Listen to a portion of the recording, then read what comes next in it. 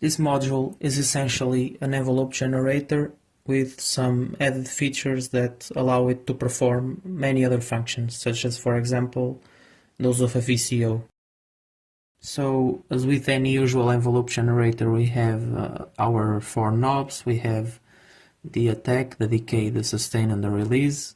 All four of these parameters can be voltage controlled by patching a signal to these four jacks on the right, and these signals can then be attenuated by adjusting the knobs in the middle. As for the inputs, at the bottom we have our gate, which is patched in green, which can also be activated manually using this push button, and we have a trigger. As for our outputs, we have the end output here, which is a digital signal that goes high after the envelope has finished the release phase. We have the AC output, which is patched in red, and this gives us the output of the envelope with its swing limited from -5 to +5 volts. Just to the right of that we have the output, which is also the output of the envelope, but this one can be attenuated using these two knobs. The one on the left controls the amplitude of the signal, and the one on the right can shift it up and down. Up on top we have our status LED, which informs us of the voltage level present at the output of the envelope. And then at the bottom we have three switches. The switch on the right is called the range switch, and it controls the speed of the envelope. Right now the envelope is at its lowest setting, but if we flip the switch up, you can see on the oscilloscope that it starts running much faster. In the slowest setting, the module covers pretty much the entire usable range for typical operation as an envelope. With the knobs turned all the way to the left, each phase takes up around 6 milliseconds, and if you turn the knobs all the way to the right, each phase can go up to 30 seconds and even a bit beyond.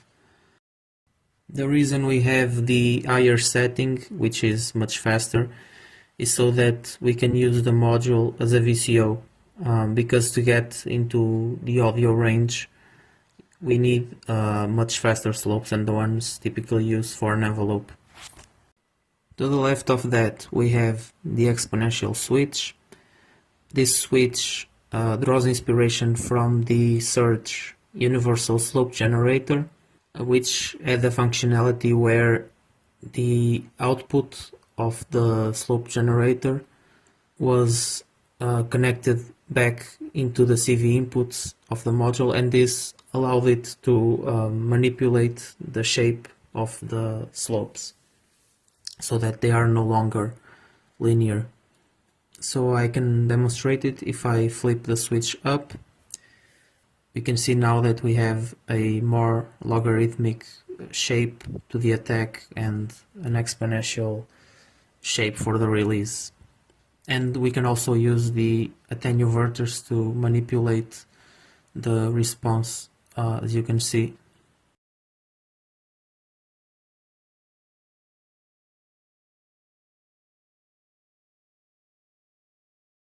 Lastly, we have the cycle switch. This switch can be thought of as doing the same as if we were to connect the end output to the gate input.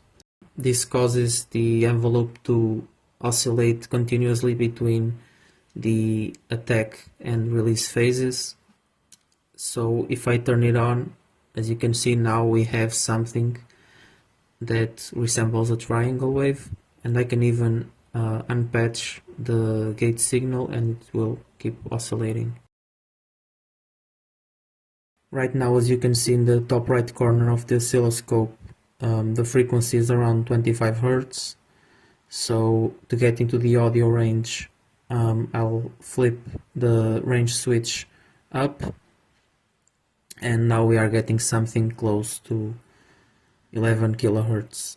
I'll bring it down a bit, and right now we have around 530 hertz, and I'll turn the audio up a bit so that you can listen to it.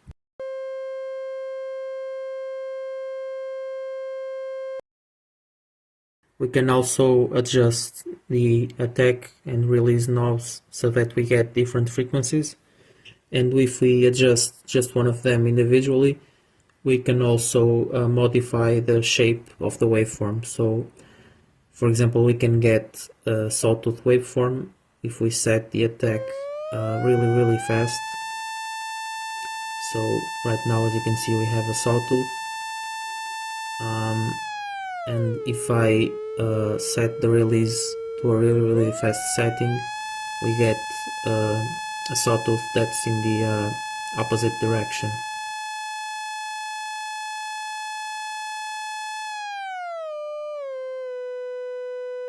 Like I said at the beginning, this module can act as a VCO, not just as an oscillator, so we can get voltage controlled by patching a signal to the jacks on the right, and these jacks are wired in such a way that when you patch a signal into the attack jack, it gets routed through to the decay and to the release jacks.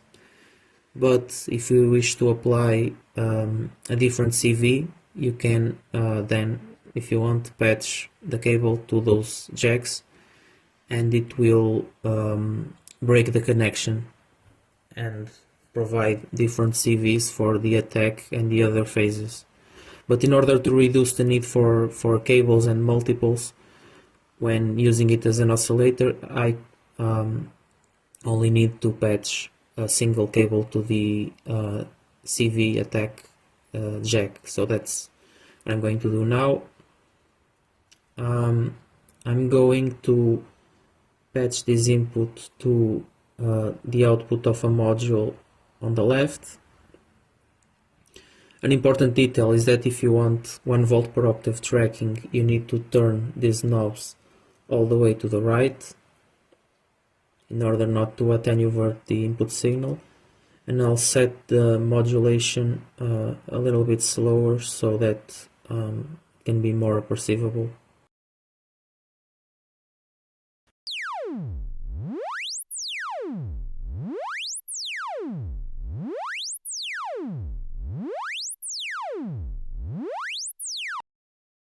Additionally, we can also get a square wave out of this module by taking the output from the end output. So if I plug this cable here, you can see on the oscilloscope it has some DC offset, but as you can see, we have a square wave that can also have a variable pulse width if we adjust the attack and release knobs.